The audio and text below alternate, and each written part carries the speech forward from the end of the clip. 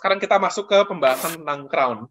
Jadi crown ini, teman-teman, dibagi jadi tiga kategori besar. Ada partial veneer, atau bahasa Indonesianya mahkota selubung sebagian. Kemudian ada full veneer, atau bahasa Indonesianya mahkota selubung penuh. Dan yang terakhir itu adalah postcore, atau mahkota pasak ya. Nah, ini dibagi masing-masing nih. Partial veneer itu jadi 3/4 crown dan 7/8 crown. Kemudian full veneer jadi all metal, metal porcelain, dan all porcelain, postcore, attach, dan detach. Ya, kita bahas satu-satu. Untuk yang partial veneer atau mahkota selubung sebagian, biar gampang untuk UKMP 2DG, teman-teman ingat dua aja. 3/4 crown, 7/8 crown. Partial veneer maupun nanti yang full veneer itu indikasinya adalah untuk gigi yang masih vital. Jadi semua gigi vital itu bisa di partial veneer maupun di full veneer. Indikasinya adalah kelainannya itu belum mencakup seluruh permukaan gigi. Contohnya apa? Belum mencakup seluruh permukaan gigi. Contohnya Turner syndrome. Misalnya salah satu permukaannya itu kecoklatan gitu ya, tapi nggak bisa dibersihin tuh, nggak bisa di-bleaching. Jadi kita bisa pakai partial veneer. Atau berikutnya A3C. Jadi A3C terutama yang bruxism, itu kan biasanya singulumnya habis lama-lama tuh ya, palatalnya habis lama-lama. Selain gigi bawahnya rata, palatal gigi atas tuh juga lama-lama rata. Nah, itu bisa dikasih partial veneer atau mahkota selubung sebagian. Teman-teman tinggal ingat bahwa gigi 3/4 crown itu buat gigi anterior. 7/8 crown itu buat gigi posterior yang sama, kelainannya belum mencakup seluruh permukaan gigi.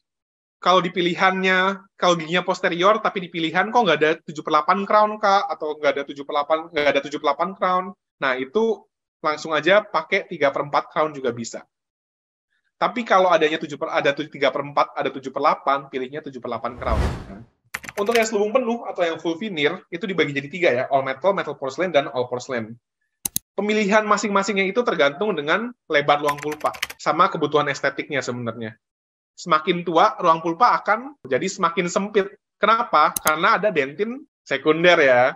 Dentin tersier itu kalau respon terhadap penyakit. Dentin sekunder ya, jadi yang keluar seiring umur adalah dentin sekunder.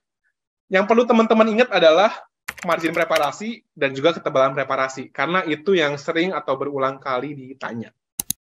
Untuk all metal, ketebalan preparasinya cukup tipis aja, 0,5 mm. Margin preparasinya chamfer. All metal nih bisa chamfer kalau di dewasa, bisa juga kalau di anak-anak kan SSC ya, itu bisa juga knife edge. Tapi kalau di dewasa itu chamfer. Kalau yang kedua, metal porcelain atau kita kenal dengan PFM, itu ada 2 tipe.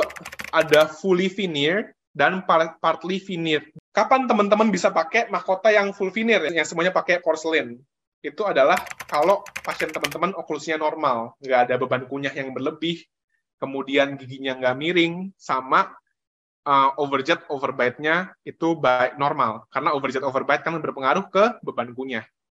Marginnya, karena dia semua PFM, dia full shoulder. Full shoulder itu lebarnya atau ketebalan marginnya itu 1,5 sampai 2 mm.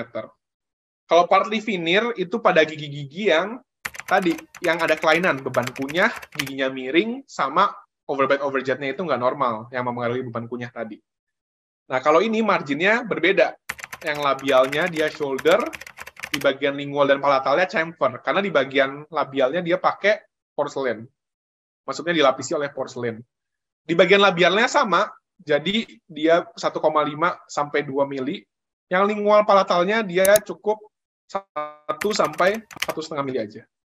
Yang terakhir adalah yang all porcelain.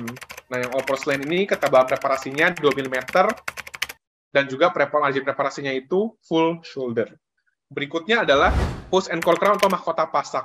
Mahkota pasak ini indikasinya atau digunakan pada gigi-gigi non-vital. Jadi gigi non-vital contohnya gigi-gigi yang post-endodontik ya. Yang teman-teman perlu ingat adalah begitu soal di vignette atau di kasusnya dinding palatal sudah defek atau dinding bukal sudah defek, teman-teman langsung pilih mahkota pasak. Jadi untuk mahkota pasak itu dibagi jadi 2. Ada yang attach atau bahasa kerennya itu Richmond crown, ada yang detach.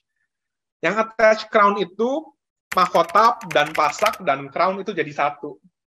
Jadi sementasinya 1 kali aja. karena dia diindikasikan buat daerah-daerah yang luasnya kecil atau gigi-giginya kecil, kayak gigi anterior rahang bawah.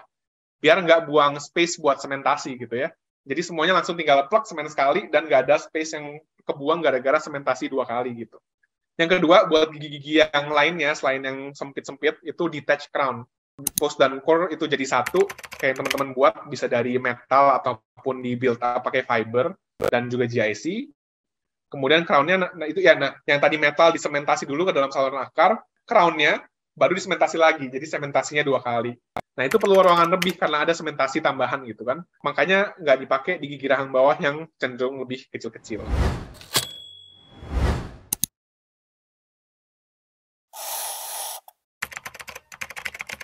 Jawabannya itu adalah yang D ya teman-teman. Satu-satu pasti dimahkotain dipasak karena dia non-vital, ya kan? 21 itu fraktur sepertiga insisal. Jadi fraktur, kalau udah fraktur, itu umumnya akan langsung lari ke mahkota penuh.